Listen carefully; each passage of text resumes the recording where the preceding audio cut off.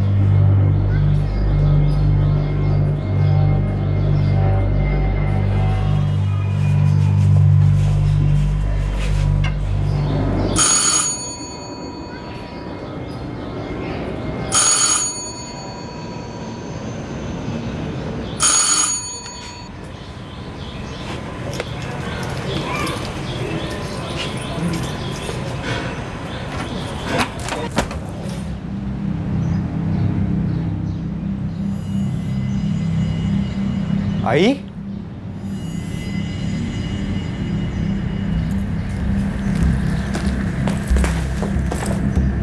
आई,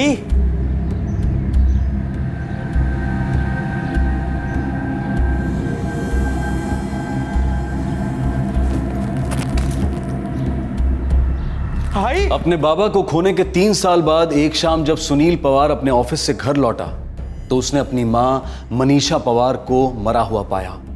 किसी ने बड़ी बेदर्दी से उनकी हत्या कर दी थी। सुनील रोजाना दिन में एक बार ऑफिस से अपनी मां से फोन पर बात जरूर करता था। उस दिन भी उसने फोन किया था, लेकिन उस दिन उसकी मां ने फोन नहीं उठाया। 1:30 बजे हमारे ऑफिस में लंच ब्रेक होता है। मैं हमेशा आई को लंच के पहले फ़ोन करता हूँ, आज भी किया था, लेकिन उसने उठाया नहीं। मैंने सोचा सो रही होगी। दोबारा फोन करने की कोशिश नहीं की? मैंने सोचा थोड़ी देर बाद फ़ोन करूँगा, फिर काम में बिज़ी हो गया और बाद में भूल गया।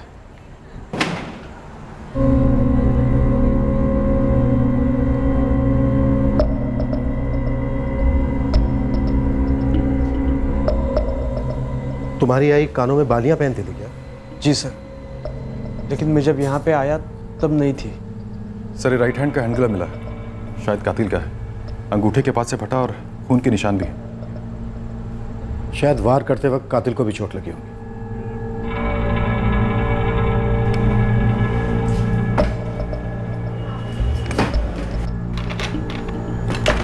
सुनील, तुम अपनी चाबी इस्तेमाल करके घर के अंदर आए। सर, कई बार बेल बजाने के बाद भी आई ने दरवाज़ा नहीं खोला, तो मैं अपनी चाबी से खोला। कुल मिलाकर कितनी चाबियां हैं घर की? बस 2 ही है, एक मेरे पास रहती है और एक आई के पास। तुम दोनों के अलावा और कोई भी रहता है घर में? जी नहीं सर, मेरी बड़ी बहन है रोहिणी। पिछले साल उसकी शादी हो गई, तब से मैं और मेरी आई हम दोनों ही रहते हैं। रोहिणी नायगांव में अपने पति के साथ रहती है। मैंने उसको फ़ोन किया था, वो बस आती ही होगी।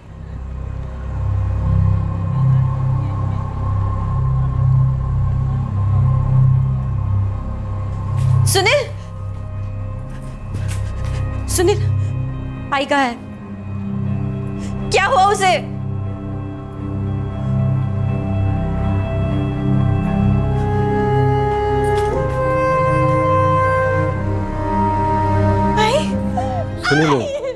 यही है तुम्हारी बहन रोहिणी? जी।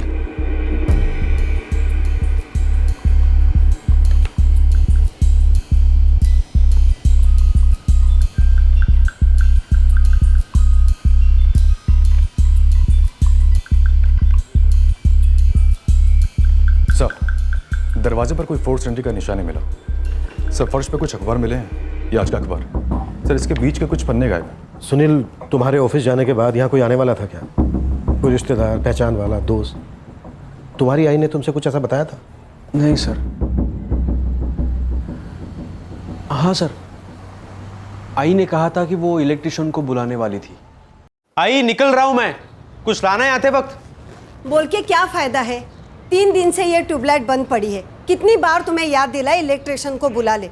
रास्ते में ही तो दुकान पड़ती है, लेकिन तुझे याद रहे तब ना। अगर आई, एक तो सुबह सुबह बस पकड़ने की जल्दी होती है, बाद में गर्दी में खिचकिच होती है, दिमाग से निकल जाता है बस। लेकिन आज आते वक्त ना मैं तू रहने दे, मैं करवा लूंगी ये काम। इलेक्ट्रिशियन को फोन करूंगी और ये ट्यूबलाइट ठीक करवा लूंगी। ट्यूबलाइट तो ऑन है, मतलब इलेक्ट्रिशियन आया था? हाँ सर, आया होगा, क्योंकि सुबह तक तो ये लाइट नहीं चल रही थी। कहाँ से बुलाने वाली थी इलेक्ट्रिशियन को? सर, यहीं पास में न्यूट्रेड इलेक्ट्रिकल्स नाम का शॉप है।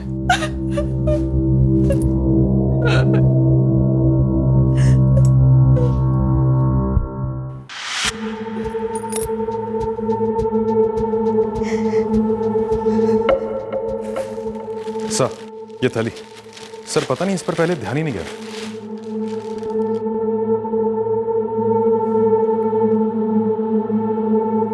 सुनील, ये तुम्हारी है? नहीं सर। सर, हो सकता है हथियारा लाया हो और जल्दबाजी में भूल गया होगा।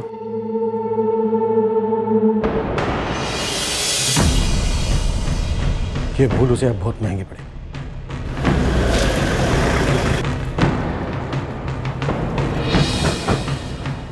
Crime branch. Crime branch? क्या बात हो गई साहब? आपने बीएम नगर में मनीषा पवार के घर लाइट ठीक करने किसको भेजा था? दोपहर में 2 लड़के गए थे मेरे यहाँ से, अजय और नीतीश। कहाँ है वो दोनों? वो दोनों तो शाम को जल्दी निकल गए। उनका एड्रेस और फोन नंबर तो होगा? वो दोनों इधर ही रेखा नगर में रहते हैं। पक्का एड्रेस तो मालूम नहीं, लेकिन उनका फोन नंबर है। आई के सारे गहने गायब है। कुछ 15,000 कैश थे, वो भी नहीं मिल रहे। कुछ अंदाजे बता सकते हैं कितने के गहने होंगे? रोहिणी बता सकती है।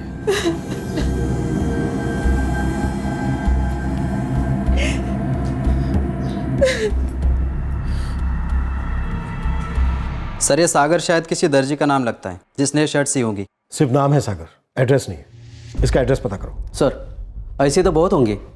दर्जी के दुकान के अलावा घर घर में भी काम करने वाले होते हैं या? और सागर की दुकान होगी शायद, या शायद ये भी घर से काम करता हो। ये दर्जी उस आदमी को जरूर जानता हो और यही हमें हथियारे तक पहुंचाएगा। इस सागर टेरर का एड्रेस मुझे जल्द से जल्द चाहिए। बीएम नगर और उसके आसपास के इलाके से शुरू करो।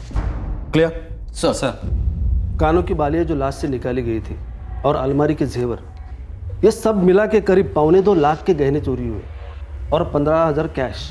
आपने कहा कि आपकी 3 शर्ट और 1 टी-शर्ट गायब होगी, पर अजीब बात है, ये हत्यारा शर्ट क्यों लेके जाएगा?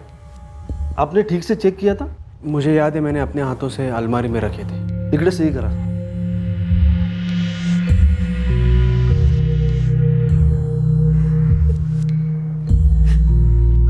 नहीं, इलेक्ट्रिक की दुकान के मालिक के पास पूरा एड्रेस नहीं, सिर्फ ये पता चला है कि वो कहीं रेखा नगर में रहते हैं। अब से तेरा काम शुरू होता पंकज। इससे पहले कि वो शहर से बाहर निकले, उन्हें पकड़कर अंदर करना है। अभी लग जाता हूँ साहब, ये रेखा नगर में अपना थोड़ा सेटिंग भी है, बस थोड़ा टाइम दो। सर, वो दोनों इलेक्ट्रिशियन जो मनीषा पवार जी के घर गए, उनका नाम अजय और नितेश है।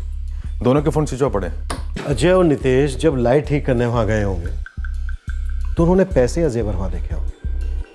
नीयत खराब हुई होगी, सोचा होगा बूढ़ी औरत है, अकेली है, आराम से भाग निकलेंगे। लेकिन जल्दबाजी में कोई एक अपने कपड़े की थैली वहीं भूल गया। हाँ पंकज, बोल। ये दोनों तो हलवा निकले, हलवा। ये अजय और नितेश है ना, दोनों पड़ोसी हैं, एक ही चाल में रहते हैं और अभी घर पर ही है। मुझे पूरा एड्रेस दे। सब ठीक से रख लिया ना? हाँ हाँ, सब ठीक से रख लिया, फिक्र मत करो। अरे दीपा जल्दी कर, ट्रेन का टाइम हो रहा है। ये क्या कर रही है तू? अभी तो बंद किया था इसे, और कितने कपड़े ठूसेगी इसमें? बस हो गया, ये आखिरी।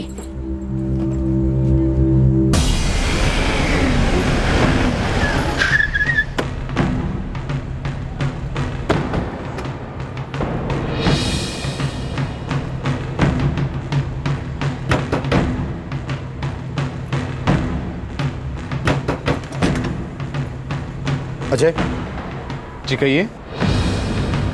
नितेश जी तो भागने की तैयारी हो रही थी। क्या कह रहे हैं साहब, भाग के कहाँ जाएंगे? आज दोपहर को कहाँ गया था? हम उस घर में गए थे, वहाँ पर लाइट भी ठीक किया मैंने और अजय ने। और एक खून भी। किसका खून? क्या कह रहे हैं साहब? अब बहुत देर हो चुकी है। ये तब पूछना था जब सामान समेट कर यहाँ से भागने की प्लानिंग हो रही थी। कोई प्लान नहीं था भागने का साहब। और क्यों भागेंगे? हाँ साहब, हमारी बीवी मायके जा रही है, हम कहीं नहीं जा रहे साहब। हम सच कह रहे हैं साहब, ये कहीं नहीं आ रहे थे। वो हम तो अजय की बीवी मालती के साथ अपने गांव जा रहे हैं। मैं और अजय यहीं हैं, हम तो बस इनको स्टेशन छोड़ने जा रहे थे। ये देखिए साहब, हमारे पास ट्रेन का कंफर्म टिकट भी है।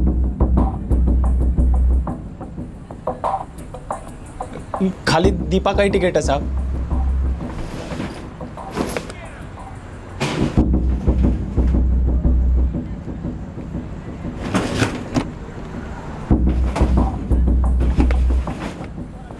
साहब इन्हें छोड़ दीजिए साहब, इन्होंने कुछ नहीं किया है साहब, छोड़ दीजिए। इन्होंने कुछ नहीं किया है साहब। साहब हमने लाइट रिपेयर किया, माजी से अपना पैसा लिया और चले आए साहब। चालू कर। लो माँ जी, चालू हो गया। मैंने बोला था ना कि स्टार्टर डालना पड़ेगा। अब तो ठीक चलेगी ना? माजी नया स्टार्टर डाला है इसमें, वो भी ओरिजिनल, 6 महीने की गारंटी भी है इसकी। ये लो। नमस्ते माजी, आजा। निकलते वक्त कुछ भूले तो नहीं थे वहां? नहीं साहब, हम कुछ नहीं भूले।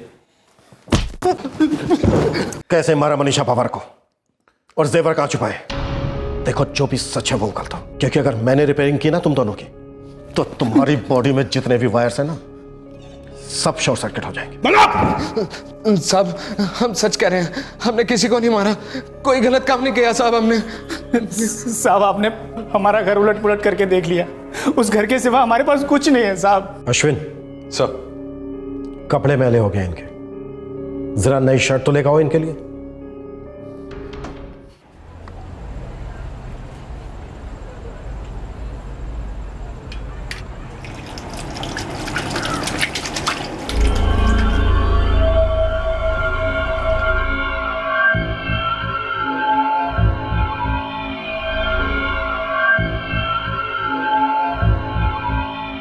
साहब ये शर्ट मेरी नहीं है साहब। शर्ट उतार,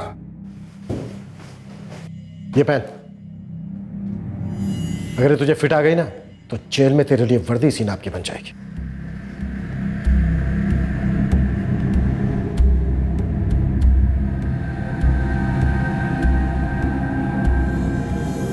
तू पहन,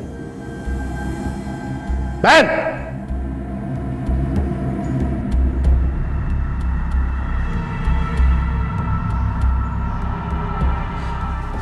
सर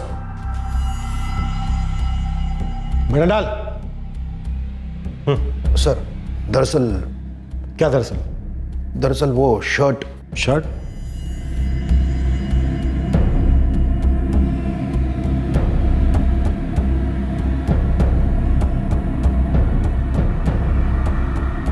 क्या शर्ट? सर दरअसल ये शर्ट कांस्टेबल मोरे की है। क्या?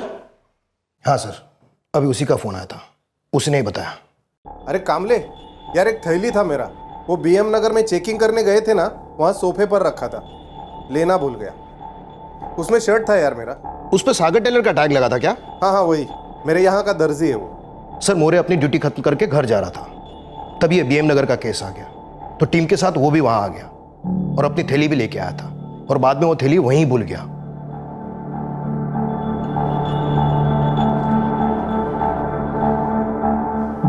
जिस सुराग को आधार मानकर केस की तहकीकात की जा रही थी, दरअसल वो सुराग था ही नहीं। 2 इलेक्ट्रीशियंस जो शक के दायरे में थे, वो भी बिल्कुल निर्दोष निकले। एक बात तो बिल्कुल तय थी कि गुनहगार कोई जान पहचान का था, जो दिन दहाड़े बड़ी आसानी से घर में दाखिल हुआ और लूट और हत्या को अंजाम देकर फरार हो गया। घर में भी फोर्स्ड एंट्री नहीं है लूट। विक्टिम ने खुद दरवाजा खोलकर हत्यारे को अंदर लिया, और हत्यारे ने जब अचानक से हमला किया तो खुद को बचा नहीं पाई। इस ग्लव पे जो खून लगा है साफ नहीं है, श्योरिटी से कह नहीं सकते कि ये विक्टिम का खून है या किसी और का। मैं श्योर हूं डॉक्टर, ये ग्लव और इस पर लगा हुआ खून हत्यारे का ही है। अगर ये मर्डर प्लान था तो हत्यारा पूरी तैयारी के साथ आया होगा। ये राइट हैंड का ग्लव है, तो लेफ्ट हैंड का ग्लव भी कहीं ज़रूर होगा। मैं श्योर हूँ डॉक्टर, हमला करते वक्त हत्यारे के राइट हैंड में चोट लगी होगी। दैट मेक्स सेंस, क्योंकि विक्टिम के पेट पे चाकू से कई वार किए गए। डॉक्टर मर्डर अंदाजन किस टाइम का होगा? 27 जून की दोपहर को करीब 1 से 2 बजे के आसपास। विक्टिम के पेट से खाने के ट्रेसेस भी मिले, शायद थोड़ी देर पहले खाना खाया था, डाइजेशन भी नहीं हुआ था। 3 साल पहले मनीषा ताई के पति गुजर गए, बेटी की 1 साल पहले शादी हो गई, तब से बस माँ और बेटा दोनों ही थे। सुनील का उसकी माँ के साथ क्या कभी किसी बात को लेकर झगड़ा होता था? साहब कभी देखा सुना तो नहीं हम लोगों ने। मेरे हिसाब से तो सुनील अपनी माँ का बहुत अच्छे से ध्यान रखता था। बहन की शादी भी उसने बहुत धूमधाम से की थी। मनीषा जी के गुजर जाने के बाद इस घर का मालिक कौन होगा? दोनों भाई बहन या सिर्फ सुनील? मेरे ख्याल से तो सिर्फ सुनील ही होगा। सुनील बहुत अच्छा लड़का है, मनीषा ताई के मुंह से हमेशा उसकी तारीफ ही सुनी थी। ये मनीषा जी के पति अनिल क्या काम करते? मकान दलाली का काम था उनका। भले लोग हैं सब, किसी को किसी के साथ लड़ते झगड़ते नहीं देखा। उनका कोई और रिश्तेदार है यहाँ? बाबा के मौत के बाद सब रिश्तेदार दूर के ही रह गए सर, जिन्हें सिर्फ त्योहार या फिर शादी में मिलना होता है। कोई जान पहचान वाला जो घर में आता जाता हो, रोज ना सही कभी कभार आता जाता हो? ऐसा तो कोई याद नहीं आ रहा है मुझे। सुनील दिन दहाड़े बिना जबरदस्ती के कोई तुम्हारे घर में दाखिल होता है, जाहिर सी बात है तुम्हारी आई उसे जानती थी, तभी तो घर में अंदर आने दिया। तुम्ही ने बताया कि करीब 2 लाख रुपए की चोरी हुई तुम्हारे घर से। कोई तो था जो तुमसे तुम्हारी आई से काफी नाराज था। याद करो सुनील, कभी कुछ हुआ था ऐसा? कौन हो सकता है? जी मेरा नाम विक्रम गायकवाड़ है और मैं एक प्राइवेट कंपनी में काम करता हूँ। रोहिणी, तुम्हारी आई के गुजर जाने के बाद तुम्हारी आई का घर तुम्हारे भाई सुनील का होगा, ये जानती हो तुम? जी, तो क्या हुआ? ये तो तुम हमें बताओगी, आखिर तुम्हारा भी हक बनता है उस घर पर। पूरा तो तुम्हें लग रहा हो। जी बिल्कुल नहीं, मैं अपने पति के साथ अपने घर में बहुत खुश हूँ। अगर वो घर सुनील को मिलता है तो मुझे इस बात से कोई एतराज नहीं है। तुम्हें ना सही, पर किसी को तो तकलीफ थी, तुम्हारे भाई सुनील से, तुम्हारी आई से, या शायद तुम्हारे पिता से। मुझे ऐसा बिल्कुल नहीं लगता। किसी को आई बाबा से क्या तकलीफ हो सकती है? वो दोनों तो बहुत ही सीधे इंसान थे। लेकिन ये केस इतना सीधा नहीं है रोहिणी, अभी हमारी छानबीन चल रही है। अगर तुम्हें कुछ याद आता है तो सबसे पहले हमें बताना।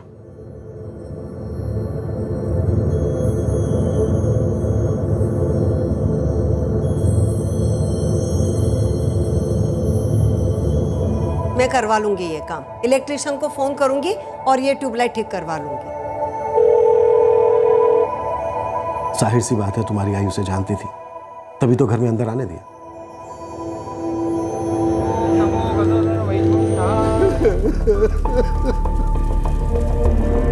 सर फूट फूट के रो रहा था। ऐसा लग रहा था सुनील और रोहिणी से ज्यादा उसे दुख हुआ मनीषा जी के मरने पर। और उसका रोना सुनकर मेरा ध्यान गया तो मैंने देखा कि उसके दाहिने हाथ के अंगूठे पर एक पट्टी बंधी थी। कौन था वो? सर मैंने पता किया, वो सुनील के पिताजी का चचेरा भाई है, नरेश पवार।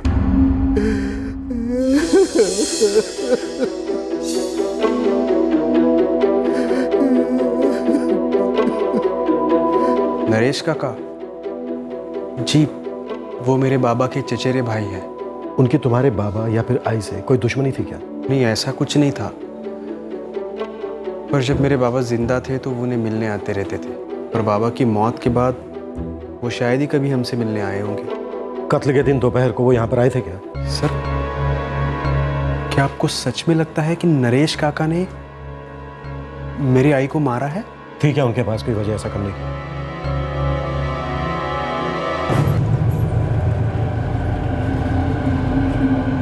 वो टैक्सी चलाता है,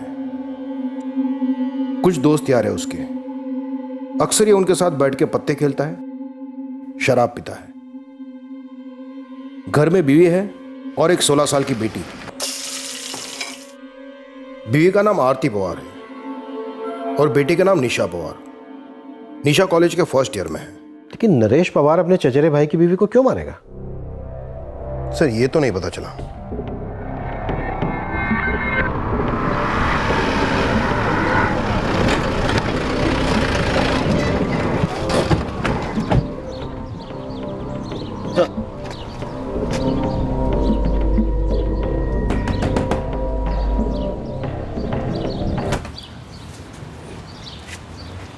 जी बेटा, आई और बाबा है घर पे? बाबा तो काम पर गए हैं, पर आई है घर पे। मुझे डर था कि एक ना एक दिन आप लोग यहाँ जरूर आएंगे। ऐसा क्यों लगता था आपको? क्या जानती हैं आप? देवा, देवा मला माफ कर, मुझसे बहुत बड़ी गलती हो गई।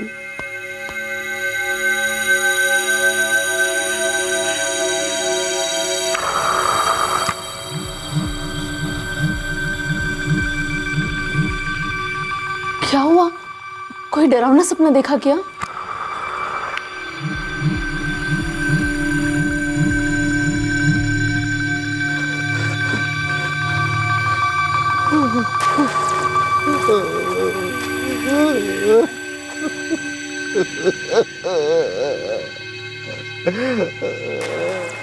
मुझे नहीं पता क्या किया है इन्होंने, लेकिन कोई बात तो है जो उन्हें अंदर ही अंदर खाई जा रही है। ये हाल कब से है उनका? उनकी भाभी मनीषा पवार की मौत के बाद से? हाँ, शायद तभी से।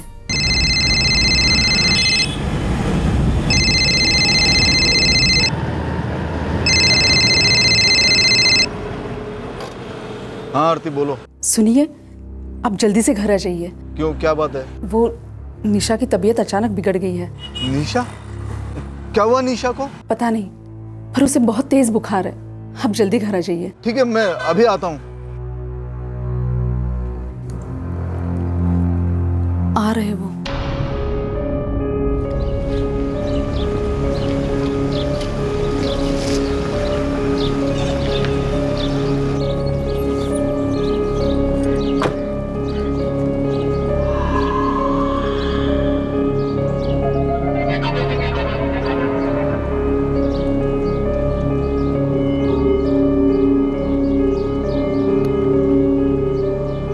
कौन है आप लोग? हम क्राइम ब्रांच। Crime branch?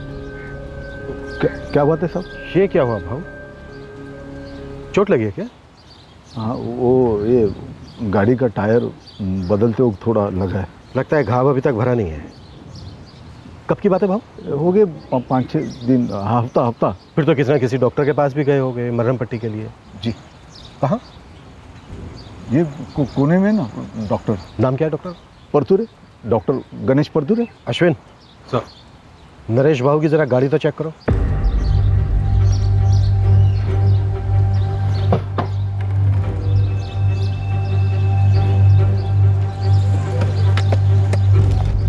क्या बात है साहब, ये क्या ढूंढ रहे गाड़ी में?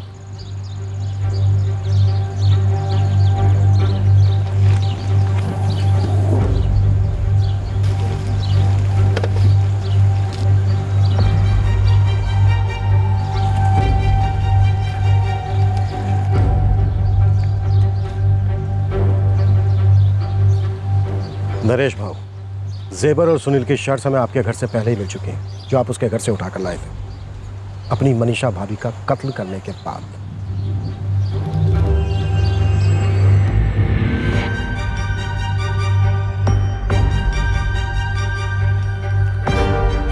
सारे सबूत सामने। आपके चेहरे का उड़ा हुआ रंग आदि दास्तां तो वैसे ही बयां कर रहा है। बेहतर यही होगा कि आप अपना गुनाह कबूल कर लें। मैं नहीं मारा उसको, मैं नहीं मारा मनीषा भाभी को।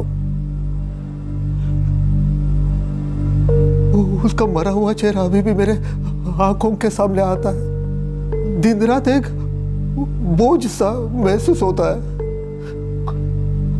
गुनाह का बोझ।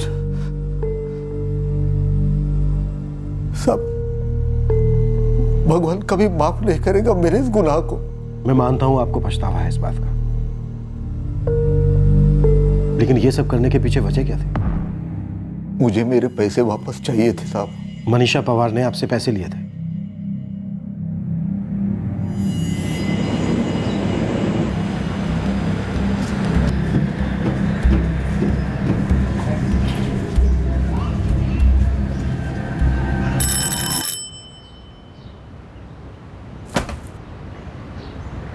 अरे भाऊ, कसं आहे तुम्ही? या ना आत या.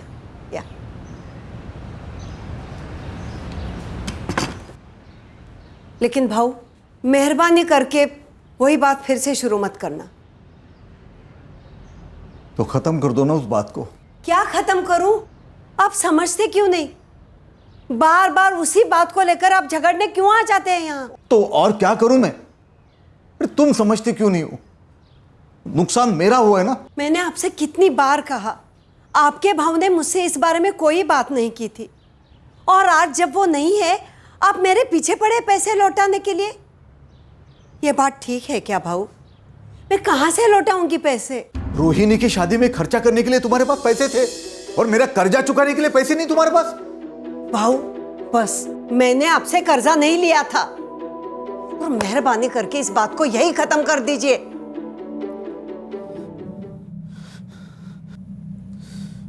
अनिल ने मुझसे कहा था कि वो मेरे सारे पैसे लौटाएगा। उसने मुझसे वादा किया था कि थोड़ा थोड़ा करके वो मेरे सारे पैसे लौटाएगा। भाऊ ये दस्ताने क्यों पहन रहे हैं आप? आज मैं मेरे पैसे लेकर ही रहूंगा। भाऊ भाऊ ये क्या कर रहे हैं आप? मैं अपने पैसे लेकर ही जाऊंगा। भाऊ मैंने कितनी बार कहा आपसे, मेरे पास कोई पैसे नहीं है। मैं अपने पैसे लेकर ही जाऊंगा। नहीं भाऊ, भाऊ भाऊ वही रहना, तस्दीक मत आना।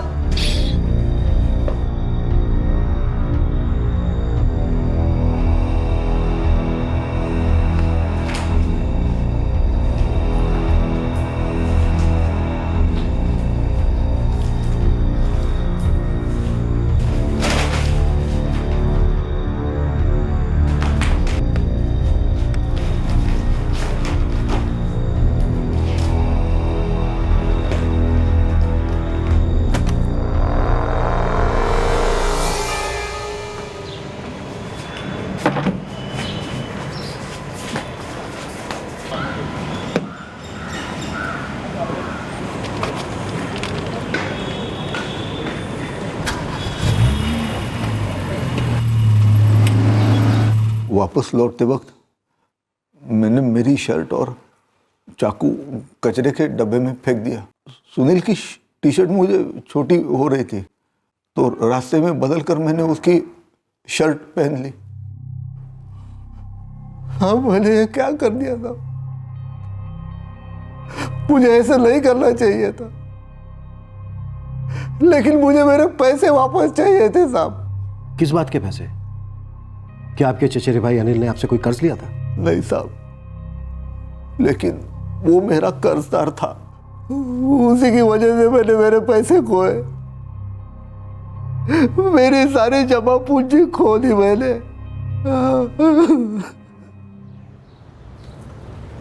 क्या सच में भाव इतना ऊपर जाएगा? हाँ, वो ब्रोकर राघव है ना, वो गारंटी दे रहा है। अभी अभी दोस्ती हुई है, लेकिन आदमी काफ़ी पहुंचा हुआ है, मार्केट की सारी खबरें रखता है। बोरीवली में 8 लाख में फ्लैट, इतना सस्ता? लेकिन क्या फ़ायदा? पैसा कमाने के लिए भी तो पैसा होना चाहिए, मेरे पास नहीं है। अनिल वो भाव पक्का ऊपर जाएगा? अरे वो राघव कह रहा था 1 साल में कम से कम 1.5 गुना तो पक्का हुआ। इतना ही नहीं है, उसने खुद में अपने लिए 2 फ्लैट बुक करवाए। मैं पैसे लगा दूं? मेरे पास है तो लगा, मेरे पास होते तो पक्का लगाता हूँ। पर पैसे मुझे अगले हफ्ते तक मिल जाने चाहिए। पार्टी को ये बात क्लियर कर दी है ना? हाँ ठीक है, तो सौदा तय कर लो। पैसे मुझे सोमवार तक मिलने चाहिए, ठीक है? ये क्या कर रहे हैं आप? हमारे पास बस एक ही तो जमीन है जिसे हमें हर महीने एक भाड़ा मिलता है, और फल देने वाले पेड़ को कोई काटता है क्या? आरती, तू समझती नहीं है, ये काम मैंने बहुत सोच समझ के किया है। उस जमीन का हमें 6 लाख रुपए मिल रहा है, थोड़ा और जोर देंगे ना तो 2 लाख और निकल आएंगे। अरे 8 लाख में बोरीवली में फ्लैट होगा हमारा, जिसका भाव 1 साल में कम से कम 12 लाख रुपए होगा। मतलब 1 साल में 4 लाख का फायदा। ये सब कल की बातें हैं, किसे पता कल क्या होगा। आज हर महीने उस जमीन से हमें 5,000 रुपये मिल रहे हैं, और आपकी कमाई इतनी है नहीं, उस जमीन से ही तो हमारे सारे खर्चे पूरे हो रहे हैं। वो जमीन ही बेच देंगे तो कुछ नहीं बचेगा हमारे पास। तो बहुत डरती है। जरा ये भी तो सोचना कि हम छोटी जगह बेच के बड़ी जगह में जा रहे हैं। कल को वो फ्लैट अपने हाथ में आ जाएगा ना, तो ये घर हम लोग भाड़े पे दे देंगे। 7-8 हज़ार रुपए भाड़ा मिलेगा इसका। ऊपर से हम लोग 1 BHK में शिफ्ट हो जाएंगे, वो अलग। ये सब आप ही जानो। मैं तो बस इतना कहूंगी कि जो कुछ करना है सोच समझ कर करना। सोचने वाले सोचते रह जाएंगे। आरती, ये वक्त कुछ करने का है। नमस्कार राघव भाई। नमस्कार नरेश भाऊ, नमस्कार। कैसे हैं? बढ़िया। ये 8 लाख रुपए लाया हूँ मैं। ये फ्लैट मैंने कब से आपके लिए रोक के रखा है नरेश भाऊ। कितनी सारी पार्टियां आई थी बीच में। बिल्डर भी बड़ा उतावला हो रहा है पेमेंट के लिए। अब मैं आज ये सारा पेमेंट बिल्डर के यहाँ जमा करवा दूंगा। अगले हफ्ते तक आपके पेपर तैयार हो जाएंगे। समझ लो फ्लैट आपका हो गया। मुबारक। राघव भाई, भाव पक्का बढ़ेगा ना? पक्का नरेश भाऊ, एकदम पक्का। यूँ समझ लो आपने मिट्टी के भाव सोना खरीदा है। और मेरी बात याद रखना, ये फ्लैट नहीं जैकपॉट है जो आपको लग चुका है। ये पैसे गिन लीजिए। नरेश भाऊ, बाद में गिन लेंगे। अभी पब्लिक में गिनना थोड़ा सेफ नहीं रहेगा। और वैसे भी मुझे पता है पैसे पूरे ही होंगे। मुझे आप पर पूरा भरोसा है। उस दिन के बाद न राघव मिला, न वो फ्लैट, और न मेरे पैसे। जो फ्लैट राघव आपको बेच रहा था वो आपने देखा तो होगा? नहीं सर, सब मुझे अनिल पर भरोसा था और अनिल को राघव पर। लेकिन वो राघव वो धोखेबाज निकला। तो आपको लगता है कि आपके चचेरे भाई अनिल भी इस धोखे में शामिल थे? नहीं सर, अनिल मुझे कभी धोखा नहीं दे सकता था। लेकिन ये जो भी हुआ ना, उसका जिम्मेदार अनिल था। उसी ने फ्लैट की बात की थी, उसी ने मुझे राघव से मिलवाया था। सारी गलती अनिल की थी और उसने अपनी गलती कबूल भी की थी। अनिल, मैंने मेरी पुश्तैनी जमीन बेच दी, आरती के गहने बेच दिए। कंगाल हो गया हूं मैं, पूरी तरह कंगाल। कुछ नहीं बचा मेरे पास। नरेश, मैं समझता हूँ ये राघव इतना बड़ा धोखेबाज निकलेगा पता नहीं था। अरे तुम्हें तो पता होना चाहिए था। तुम्हारे लाइन का ही है ना वो। मैंने तुम पे भरोसा करके उसको पैसे दिए थे, तुम पे भरोसा करके। जानता हूँ नरेश, सिर्फ तुम्हें नहीं बहुत सारे लोगों को चुना लगाया उसने। काफी लोगों के पैसे डुबाए। उसने मेरे पैसे नहीं डुबाए, मुझे पूरी तरह डुबा दिया है। इसमें मेरी क्या गलती थी बताना? यही ना कि मैंने तेरी बात मान ली, तुझ पे भरोसा किया। मानता हूँ नरेश, गलती हो गई मुझसे। गलती मान लेने से बात खत्म नहीं होगी। मुझे मेरे पैसे ला कर दे। वो राघव को ढूंढ, तू कुछ भी कर, पुलिस के पास जा, लेकिन मुझे मेरे पैसे ला कर दे। देख अनिल, मुझे मेरे पैसे नहीं मिले ना तो मैं कुछ ना कुछ कर बैठूंगा, बोल देता हूँ। हाँ, ऐसा मत बोल नरेश। मैं हूं ना, मैं तेरे पैसे लौटा दूंगा।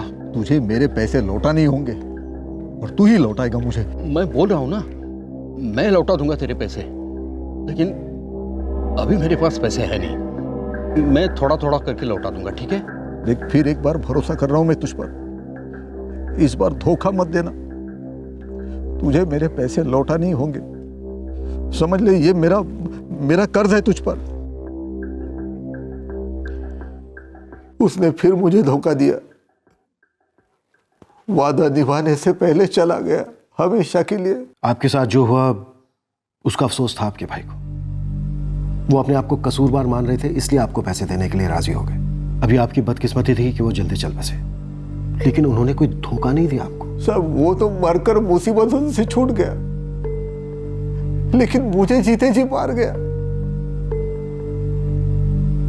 मुझे मेरा घर बेचना पड़ा, बेटी और बीवी के साथ छोटे घर में रहना पड़ा।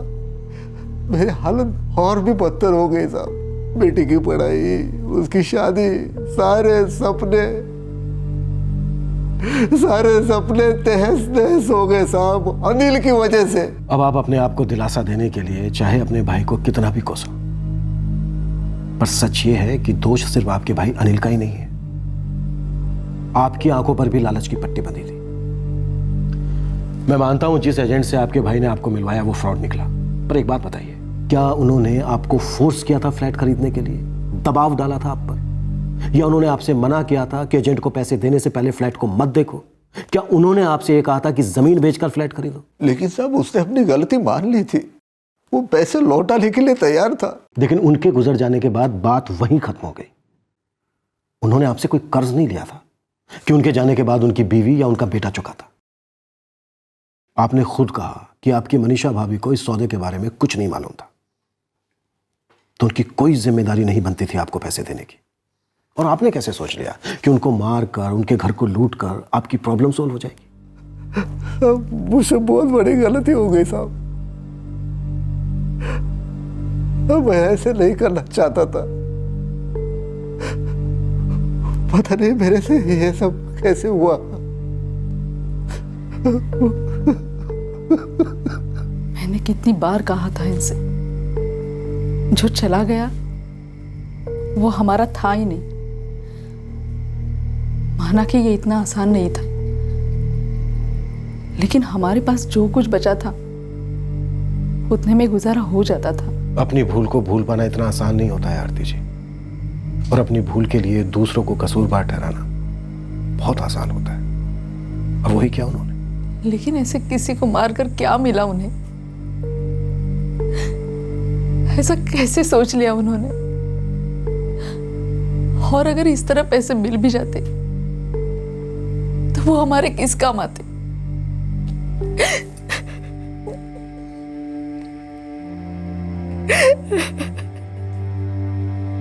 मुझे भी आई ने कभी नहीं बताया नरेश काका के बारे में। अगर बाबा ने गलती की भी थी तो। नहीं सुनील, बाबा की कोई गलती नहीं थी। नरेश काका ने खुद अपनी मर्जी से वो पैसे इन्वेस्ट किए थे। ये तो बाबा का बड़प्पन था जो वो उन पैसों को वापस करने के लिए मान गए, वरना ये बाबा की कोई जिम्मेदारी थोड़ी ना थी। लेकिन आई ने क्या बिगाड़ा था उनका? उसे किस बात की सजा मिली?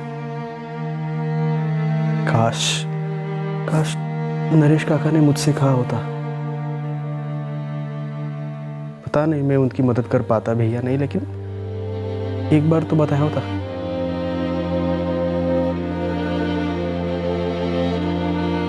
इस तरह आई को मार के क्या मिला उनको?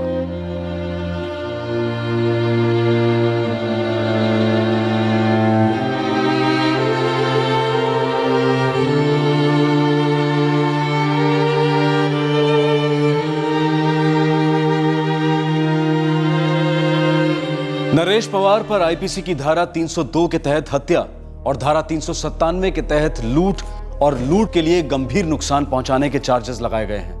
नरेश इस वक्त न्यायिक हिरासत में है और वो अपने किए पर बहुत पछता रहा है। नरेश ने एक निर्दोष बुजुर्ग औरत की जान ले ली जो अपने पति और नरेश के बीच हुए समझौते से बिल्कुल बेखबर थी। वो नहीं जानती थी कि उसके मरहूम पति ने नरेश से क्या वादा किया था। अपनी सारी जमा पूंजी, अपनी सारी बचत को गवा देना किसी भी इंसान की हिम्मत तोड़ सकता है, लेकिन अगर कोई भी इंसान बिना सोचे समझे, बिना जाने परखे कहीं पर भी निवेश करता है तो ये दरअसल निवेश नहीं, उसकी नादानी है। और उस नादानी के लिए वो खुद जिम्मेदार है, ना कि कोई और। आप ये कह सकते हैं कि राघव जैसे धोखेबाजों को कड़ी से कड़ी सजा मिलनी चाहिए, और हम भी इस बात से पूरी तरह से सहमत हैं। लेकिन हम ये भी कहेंगे कि अपनी पूंजी को किसी भी स्कीम में इन्वेस्ट करने से पहले हमें खुद बहुत चौकन्ना रहना चाहिए। देखा जाए तो इस तरह के फ्रॉड को समझना कोई मुश्किल काम नहीं है। हमेशा ऐसे धोखे एक छलावे की तरह होते हैं जिसमें हकीकत से परे बड़े बड़े वादे किए जाते हैं, और ये वादे सिर्फ जुबानी होते हैं, लिखित में इनका कोई प्रमाण नहीं दिया जाता। इन धोखेबाजों का मकसद सिर्फ शिकार की आंखों पर लालच का चश्मा चढ़ाना होता है ताकि जमीनी सच्चाई उसे नजर ही ना आए। इन शॉर्ट बात बहुत ही सिंपल है। अगर कोई बड़े बोल और मीठी जुबान से ये कहता है कि ये इन्वेस्ट करने की once in a life time opportunity है, तो आप समझ लीजिए कि ये कोई मौका नहीं बल्कि शायद बहुत बड़ा धोखा हो सकता है। जितना ज्यादा लुभावना ऑफर, समझ लीजिए उतना ही ज्यादा सतर्क रहने की जरूरत। आपसे फिर मुलाकात होगी क्राइम पेट्रोल सतर्क में एक और नए केस के साथ। तब तक अपना ख्याल रखें, सुरक्षित रहें, स्वस्थ रहें और याद रखें, सही वक्त, सही कदम, सतर्क रहें। जय हिंद। इस तरह के और भी एपिसोड देखने के लिए हमारे चैनल को सब्सक्राइब करें और बेल आइकन दबाना ना भूलें।